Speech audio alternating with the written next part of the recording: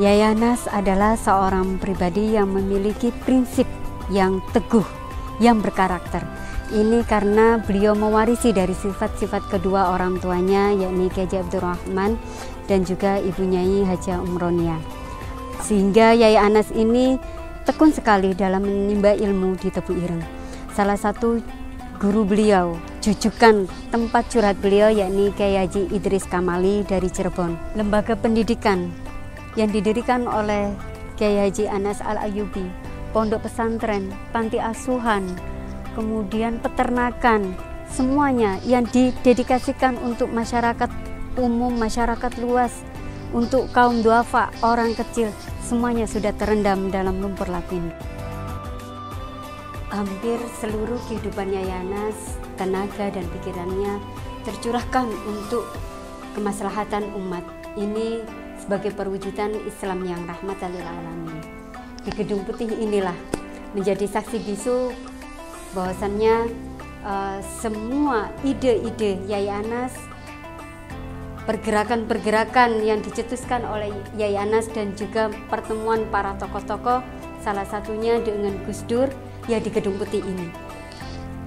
Salah satu contohnya bahwasannya kalau beliau betul-betul hidup untuk NU, beliau pernah menjadi Rois Syuriah PCNU Sidoarjo pada tahun 1996 sampai tahun 2001. Dan pada bulan Januari tahun 2003, beliau telah kembali kepada Sang Khalik untuk selama-lamanya di area sini, di Pondok Pesantren Hasan Asyadili.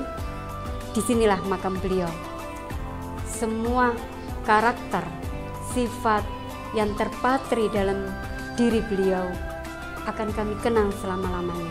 Mudah-mudahan kami sebagai generasi penerus bangsa bisa melanjutkan estafet perjuangan beliau.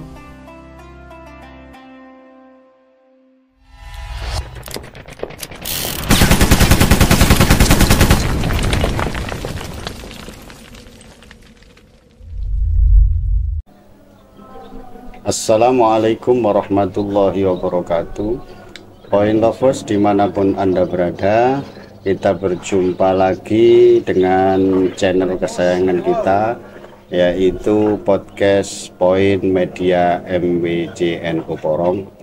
Kali ini kita akan membahas lanjutan dari podcast sebelumnya yang bertemakan PAI, tasawuf, dan psikologi. Kali ini ruang lingkupnya lebih diperkecil lagi ke arah akhlak tasawuf. Assalamualaikum Ustaz. Waalaikumsalam warahmatullahi wabarakatuh. Gimana kabar hari ini? Sungguh luar biasa, alhamdulillah. Alhamdulillahirabbil alamin. Point lovers dimanapun Anda berada, kita dibersamai oleh narasumber kita tercinta, yaitu Dr. Heru, yang merupakan praktisi pendidikan di Pasca Sarjana IAI Al-Khazini Buduran Sidoarjo. Apa dan bagaimana tentang akhlak tasawuf, kita coba akan membahas lebih jauh. Tapi sebelumnya, sebagai ungkapan awal bahwa di podcast sebelumnya kita sedikit mereview ulang bahwa manusia hidup di dunia ini akan mengalami 4 masa. Ada masa taat, masa maksiat, masa nikmat, dan juga masa musibah. Kita hubungkan dengan akhlak tasawuf. Apakah ada korelasinya? Mari kita lanjut ke pertanyaan pada Dr. Heru sebagai narasumber kita. Gimana Ustaz, untuk akhlak tasawuf itu spesifikasinya bagaimana? Ya, terima kasih. Alhamdulillah kita hari ini bisa bertemu lagi dan kita melanjutkan ke sesi berikutnya ini terkait dengan akhlak tasawuf yang selama ini tasawuf itu adalah bagaimana kita itu hidup di dunia, bagaimana ketika kita diberi kesempatan hidup di dunia, kita bisa melakukan suatu hal yang terbaik, sesuatu hal yang terdepan, sesuatu hal yang unggul, tidak hanya di mata manusia tapi juga di mata Allah Subhanahu wa Ta'ala. dalam hal ini terkait dengan akhlak tasawuf itu sendiri. Akhlak tasawuf di sini itu adalah suatu pintu di mana ketika kita itu hidup di dunia, kita bisa menggapai yang namanya ridhonya Allah. Kita bisa dekat dengan Allah, tetapi juga kita ngawali itu semua, kita harus dekat dengan manusia. Makanya nanti itu korelasi di akhir nanti orientasinya itu hablum minallahnya juga terjalin, hablum minannasnya juga terjalin, hablum minal alamnya juga terjalin. Nah, terkait dengan hal ini termasuk akhlak tasawuf yang dimaksud di sini adalah terutama dalam hal kita hubungan dengan manusia itu sendiri. Berangkat dari situ, termasuk yaitu diantaranya kita bagaimana menghargai, menghormati, menyayangi, tolong menolong antar satu sama lain juga. Hablum minannasnya juga. Saya tertarik pada pembicaraan yang awal tadi bahwa panjenengan mengatakan bahwa akhlak tasawuf itu diibaratkan pintu, pintu untuk memperoleh keridhaan Allah Subhanahu wa Ta'ala. Dalam menggapai ridho Allah Subhanahu wa Ta'ala, pintu-pintu itu masuk apa saja, Ustaz? Terkait dengan hal itu, di sini ada pintu syukur, pintu sabar, ikhlas atau ridho, termasuk pintu taubat dan pintu taat. Terkait dalam hal itu memang ada istilah atau kata mutiara sufi, walillahi ta'ala alaika fi kulli waqtin minha sahmu minal ubudiyati yaqtadil haqqu minka bi hukmi rububiyah. Andaikan ketika kita itu mendapatkan suatu masa tadi, masa dimana ketika kita mendapatkan suatu kenikmatan, masa dimana ketika kita itu mendapatkan suatu ujian atau musibah, masa dimana ketika kita itu mendapatkan atau terlanjur berbuat suatu kemaksiatan, termasuk yang terakhir masa dimana ketika kita melakukan suatu ketaatan, bagaimana dan seharusnya apa yang kita lakukan. Termasuk ketika kita mendapatkan suatu kenikmatan, ya seharusnya kita bisa menghadirkan rasa syukur itu tadi. Waman kana waqtuhun nikmatu fasabilu syukur wa huwa farahul qalbi billah. Bagaimana kita menghadirkan rasa syukur tadi tidak hanya dalam bentuk ketika kita mengucapkan alhamdulillah ala kulli hal, tapi kita juga meningkatkan amal kebajikan kita. Termasuk ketika kita mendapatkan suatu musibah, bagaimana kita menghadirkan rasa ridho terhadap yang namanya menerima ketentuan dari Allah Subhanahu wa Ta'ala tadi, musibah atau ujian dan lain sebagainya.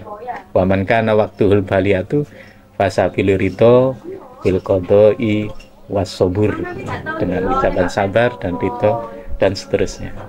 Kemudian yang ketika kita terlanjur berbuat suatu kemaksiatan, bagaimana ketika kita itu terlanjur berbuat suatu kemaksiatan, kita bisa menghadirkan istilahnya itu taubat. Kemudian kita berjanji untuk tidak mengulangi lagi. Ya, wa man kana waqtuhul maksiatu fa muqtadul haqqi wujudul istighfar wan nadam. Kemudian yang terakhir, ketika kita melakukan suatu ketaatan, jangan lupa itu semuanya itu yang menggerakkan adalah Allah Subhanahu wa Ta'ala. Wa man kana waqtu ta'atu fasabilu syuhudul minnati minallahi alaihi an hadaulaha wa wafaqahu lil qiyami biha. Itu dari syukur, sabar, ikhlas, taubat sama taat. Itu merupakan masing-masing dari pintu akhlak tasawuf atau satu kesatuan, Ustaz? Itu kesatuan. Jadi kesatuan yang saling menghubungkan. Jadi semuanya itu harus kita lalui. Dengan hal itu kita akan mendapatkan yang namanya ridha Allah. Dalam arti di sini ketika kita melakukan suatu amal kebajikan, tidak hanya kita nanti itu sebatas kita untuk kepentingan dunia, tapi juga untuk kepentingan akhirat, tapi juga untuk menggapai cintanya Allah tadi, ridhonya Allah tadi. Berarti akhlak tasawuf itu bisa diibaratkan lorong yang panjang, mempunyai pintu-pintu yang terdiri dari pintu syukur, sabar dan seterusnya.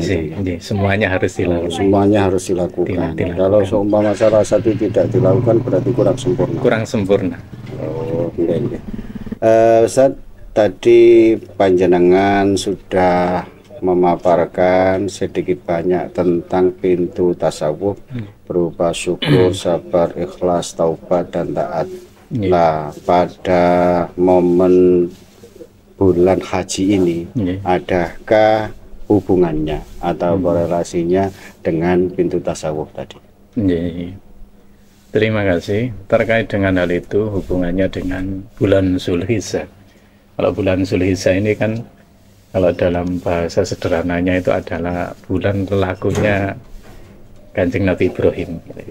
Bahkan Nabi Ibrahim itu sendiri terkesan dan terkenal barokah umurnya, barokah rezekinya, termasuk barokah keturunannya. Bahkan Kanjeng Nabi Muhammad itu sendiri adalah salah satu dari keturunannya Nabi Ibrahim. Nah, beliau bisa seperti itu, termasuk beliau juga memiliki pintu-pintu tersebut. Dalam arti itu selalu syukur, selalu sabar, selalu ridho, selalu ikhlas, selalu taat. Bahkan ketika berbuat atau melakukan suatu kemaksiatan atau terlanjur, tidak lupa untuk selalu taubat, baca istighfar dan lain sebagainya.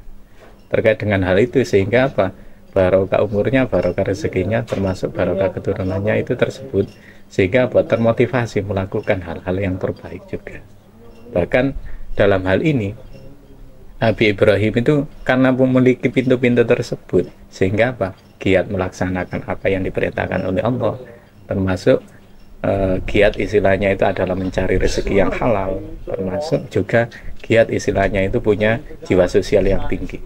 Terkait dengan giat melaksanakan perintahnya Allah ini, kalau sederhananya dalam diri kita, misalkan kita contohkan dalam kehidupan kita sehari-hari, ketika mendapatkan perintah berupa sholat misalkan kita ya sekaligus berupaya untuk melaksanakan sholat tersebut dengan baik. Ketika mendapatkan perintah untuk melaksanakan puasa, ibaratnya pribadi kita, beliau sesegera mungkin melaksanakan puasa tersebut, perintah puasa tersebut. Seandainya mendapatkan perintah beliaunya atau diri kita, istilahnya itu adalah berkorban seyogianya, termasuk beliau juga giat untuk melaksanakan korban tersebut.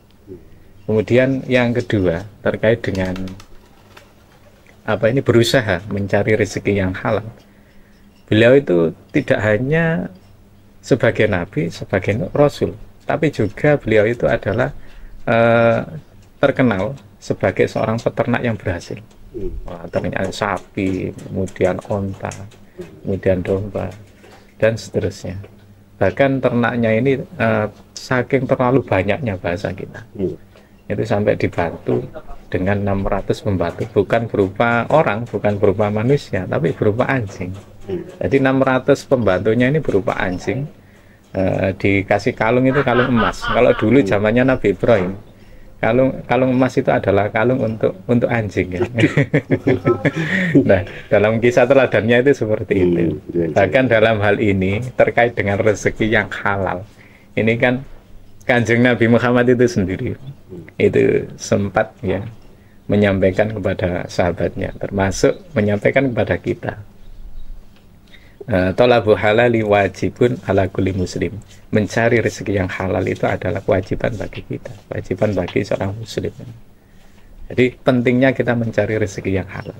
Kemudian yang ketiga terkait dengan Nabi Ibrahim melalui pintu-pintu akhlak tersebut, akhlak tasawuf tersebut, juga menorehkan istilahnya itu saling bisa berbagi, saling bisa menghargai, saling bisa menghormati antar satu sama lain. Termasuk jiwa sosialnya yang tinggi. Itu yang menyebabkan beliau itu punya yang namanya barokah umurnya, barokah rezekinya, termasuk barokah keturunannya. Jiwa sosialnya tinggi. Bahkan dalam kisah teladannya ini kan tidak maem, tidak makan-makan, kecuali kalau misalkan ada tamu. Kalau dalam bahasa atau kontennya Wali Songo, termasuk Sunan Derajat, itu dihubungkan dengan tetua beliau Sunan Derajat. Wenono tekan marang wong kang wuta, wenono mangan marang wong kang luwe, wenono ngombe marang wong kang ngelak, wenono busana marang wong kang muda, wenono ngiyup marang wong kang kudanan dan seterusnya. Masya Allah. Lebih jauhnya berarti seorang di dewasa ini ketika melaksanakan ibadah kurban, intinya supaya kita memperoleh keberkahan hidup. Keberkahan hidup baik dalam umur, dalam rezeki, dalam keturunan dan lain sebagainya. Itba kepada Nabi Ibrahim. Terima kasih masih setia dengan channel kami, yaitu Poin Media MBCN Porong, membahas tentang akhlak tasawuf. Kalau di sesi sebelumnya dokter kita mengatakan bahwa hubungan antara akhlak tasawuf, pintu-pintu tasawuf tadi dihubungkan dengan bulan Dzulhijjah akan menumbuhkan keberkahan hidup dan lain sebagainya. Hubungannya dengan ibadah kurban sendiri, Ibadah kurban sendiri itu apakah ada tingkatan atau tahapan-tahapan ataukah bagaimana? Terkait dengan hal itu, termasuk dalam hal ini adalah kurban.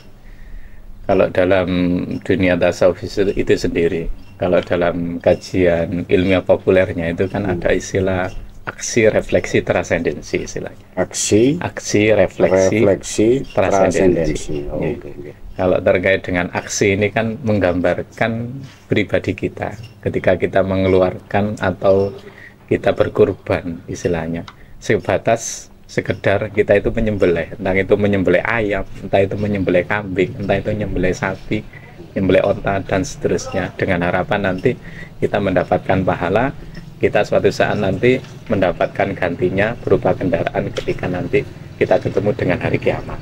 Itu sebatas aksi. Tahapan paling dasar gitu? Paling dasar sendiri. Kalau yang refleksi ini adalah menggambarkan pribadi kita. Andaikan kita itu diberi kesempatan oleh Allah, setiap tahun itu kita bisa melaksanakan kurban, entah kurban sapi, entah kambing, entah onta dan seterusnya. Kita hasilnya bisa tiap tahun itu bisa mengeluarkan itu. Tapi kita tidak mengeluarkan tiap tahun. Mungkin tahun ini kita mengeluarkan, tahun berikutnya tidak mengeluarkan. Tapi dana alokasi yang seharusnya kita keluarkan untuk kurban, kita gunakan untuk mengentas kemiskinan dengan memberikan pelatihan, kerja atau apa, atau bahkan membuka balai latihan kerja. Intinya lebih luas nih. Lebih luas lagi istilahnya. Ibadah kurban. Refleksi ini. Refleksi. Iya. Kemudian yang terakhir itu adalah trasendensi. Trasendensi ini adalah menggambarkan pribadi kita. Kita tidak hanya semata kurban itu, kita melihat kurban itu adalah dalam bentuk menyembelih ayam atau kambing atau sapi atau onta dan seterusnya. Tapi kita juga istilahnya trasendensi di sini adalah menyembelih sifat-sifat buruk kita, ya, termasuk sifat sombong, sifat ujub, sifat dengki, sifat iri, egois dan seterusnya. Dalam penyembelihannya itu kan ada alat. Nah, untuk yang trasendensi tadi, alat menyembelih dari sifat-sifat buruk kita dengan apa? Terkait dengan hal itu, alat-alatnya ya termasuk yang paling dasar itu adalah keimanan yang ada di dalam diri kita. Kemudian ilmu yang mumpuni, termasuk dalam hal ini kita juga tidak boleh istilahnya itu kita sebatas mendengar keilmuan tersebut, tapi kita juga punya guru. Makanya dalam bahasanya Kanjeng Nabi, ya, dalam kitab Nasuhul Ibad itu kan keimanan yang ada di dalam dada kita disertai dengan ilmu yang sungguh luar biasa, yaitu amat sangat istilahnya itu bisa mengikis yang namanya sifat-sifat atau keburukan-keburukan yang ada dalam diri kita. Makanya bahasanya Nabi itu dalam kitab Nasuhul Ibad itu kaifa asbahtum, bagaimana kabar kalian pada pagi hari ini. Ya. Oh, ditanya pagi kok gak malam? Ya, pas waktu itu kebetulan pagi. Oh, kebetulan pagi. Jawabannya asbahna mu'minin bilang, alhamdulillah Nabi saya itu pagi hari ini itu masih iman kepada Allah. Karena apa? Dengan keimanan tersebut, ya, nanti diarahkan, ibaratnya dikasih ilmu, ibaratnya diberi nasihat, diberi pengetahuan terkait dengan agama, insya Allah gampang. Nah, asbahna mu'minina billah. Nah, kemudian Nabi itu juga melanjutkan, karena jawabannya asbahna mu'minina billah, alhamdulillah Pak, pagi hari ini saya masih iman kepada Allah. Mungkin kalau kita ditanya, ya alhamdulillah pagi hari ini saya masih bisa bisa ngopi dan tapi jawabannya Nabi asbahna mu'minina billah, alhamdulillah Nabi saya itu masih iman kepada Allah. Akhirnya Nabi itu termotivasi memberikan pertanyaan berikutnya, wa ma alamatu imanikum, apa tandanya bahwasanya panjenengan semua ini masih iman kepada Allah. Jawabannya cukup sederhana dan memukau. Nasiru alal bala wa nashkuru ala rokok wa nardo bil qada. Nasiru alal bala, ketika saya mendapatkan suatu musibah, ya, saya menerimanya dengan lapang dada. Wa nashkuru ala rokok, ketika saya mendapatkan suatu kenikmatan, apapun bentuk kenikmatan itu, saya berucap alhamdulillah dan berusaha untuk meningkatkan amalan kebajikan saya. Wa nashkuru ala rokok. Rokok. Rokok. Ya, wanardo fil qada, dan yang terakhir ketentuan apa saja yang diberikan oleh Allah, saya bisa menerimanya. Dengan sabar, dengan ikhlas, dengan ridhonya. Berarti kembali lagi ke pintu akhlak tasawuf. Akhlak tasawuf tadi masuk di sabar, ikhlas, taubat, taat sama syukur nih. Masya Allah. Ternyata semakin lama lebih gayeng dalam membahas tentang akhlak tasawuf ini. Tapi point lovers dimanapun Anda berada, jangan pindah channel dulu, karena setelah ini ada yang lebih menarik lagi. Tapi sebelumnya silahkan mengikuti pesan-pesan berikut ini. Porong adalah salah satu kecamatan bagian selatan di Kabupaten Sidoarjo yang terkenal sejak tragedi munculnya semburan lumpur panas Lapindo di tahun 2006. Dari beberapa desa yang ada di Kecamatan Porong ini, 7 desa kami terendam di kedalaman lumpur panas. Akan tetapi, hal tersebut tidak menyurutkan semangat kami untuk mengabdi kepada Nahdlatul Ulama.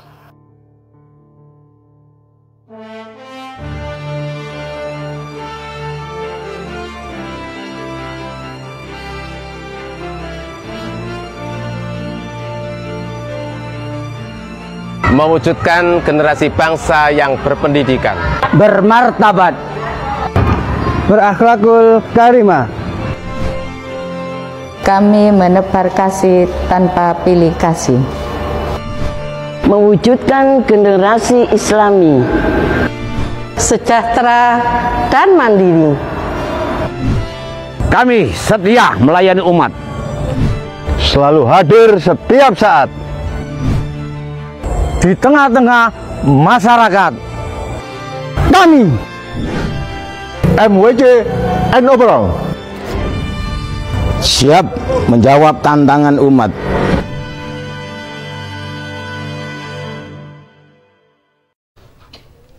Point lover dimanapun Anda berada, terima kasih masih bersama kami di podcast kali ini. Kita lanjutkan ke sesi berikutnya. Kalau di sesi sebelumnya kita membahas tentang tingkatan dari ibadah kurban sesuai dengan keilmian, yaitu aksi, refleksi, dan transendensi. Kali ini dari pembicaraan awal kita, mulai dari akhlak tasawuf, terus dilanjutkan dengan pintu-pintunya dan lain sebagainya, maka akan kita lanjutkan ke orientasi dari akhlak tasawuf tersebut. Apa dan bagaimana akhlak tasawuf tersebut, kita tanyakan kepada dokter kita, Pripun Ustaz, untuk hubungannya dengan orientasinya. Terima kasih. Terkait dengan orientasinya akhlak tasawuf ini, nanti itu kita diharapkan istilahnya itu adalah menjalin hubungan kita, hablum minallah, hablum minannas, hablum minal alam, itu terjalin jadi satu. Hablum minallah, hablum minannas, hablum minal alam, tiga. Jadi selama ini kan yang sering kita dengung-dengungkan itu kan hablum minallah, hablum minannas. Di sini tidak hanya hablum minallah, hablum minannas, tapi juga hablum minal alam, terjalin jadi satu. Orientasinya ke sana. Ketika kita belajar terkait dengan akhlak tasawuf, nanti hasil akhir kita bisa membangun orientasinya itu adalah hablum minallah kita baik, hablum minannas kita juga baik, hablum minal alamnya juga baik. Terkait dengan hablum minallah di sini, kita diharapkan, kalau dalam konteksnya Imam Al-Ghazali, beliau pernah memberikan pernyataan hablum minallah itu bisa kita bangun. Pertama itu dengan istilahnya adalah melaksanakan segala apa yang diperintahkan oleh Allah, melaksanakan apa yang disyariatkan dalam ajaran agama kita. Kemudian yang kedua, hablum minallah itu bisa kita bangun dengan istilahnya itu adalah kita menerima segala ketentuan apa saja yang ditentukan oleh Allah kepada kita dengan ridho tadi, dengan sabar, dengan ikhlas dan lain sebagainya.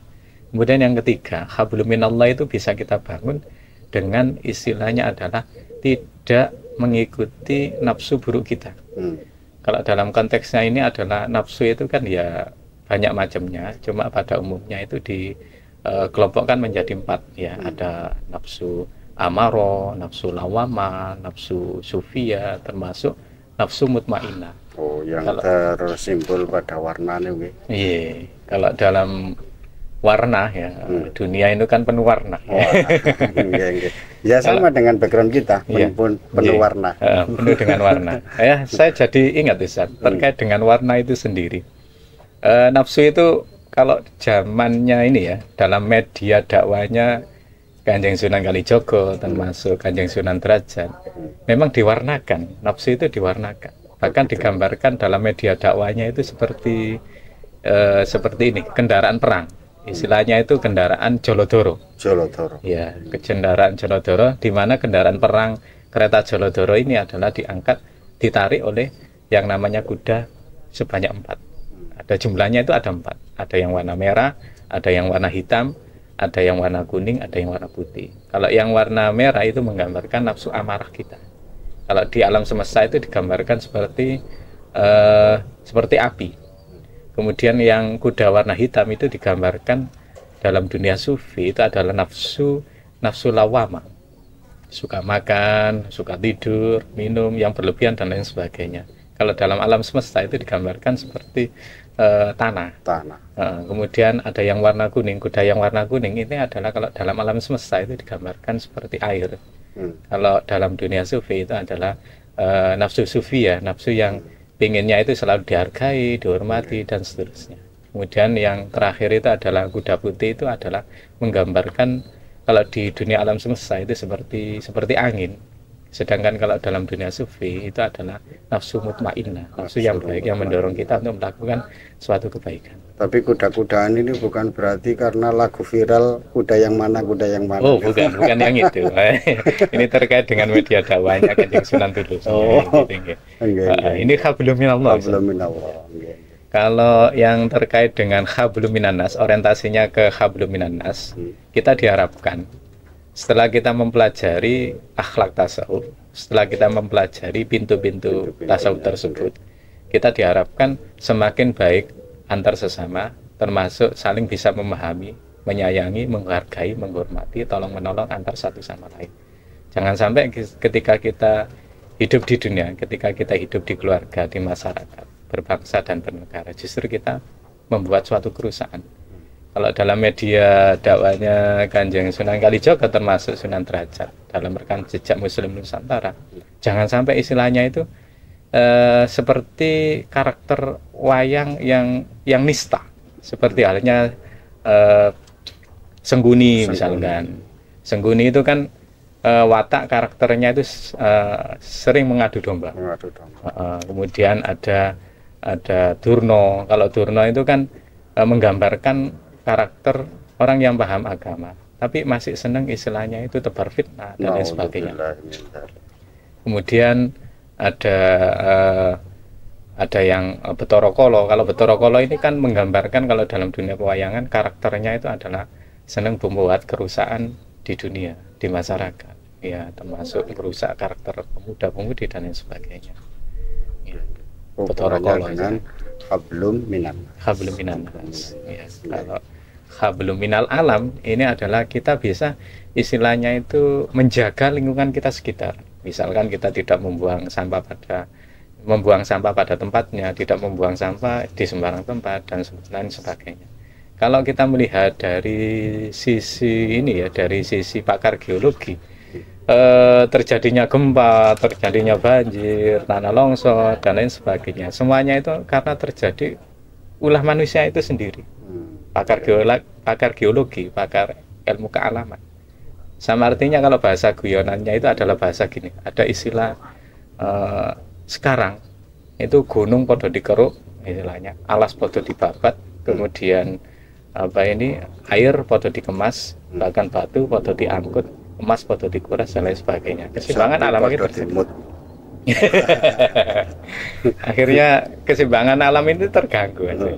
Akhirnya bencana alam di mana-mana. Ulah manusia itu sendiri. Ulah manusia itu sendiri. Jadi konklusi dari pembicaraan kita kali ini, orientasi dan hasil tujuan akhirnya hablum minallah, hablum minannas, hablum minal alam, saling sinergi, Masya Allah, menjadi kesatuan. Poin Lovers dimanapun Anda berada, untuk kali ini cukup sekian.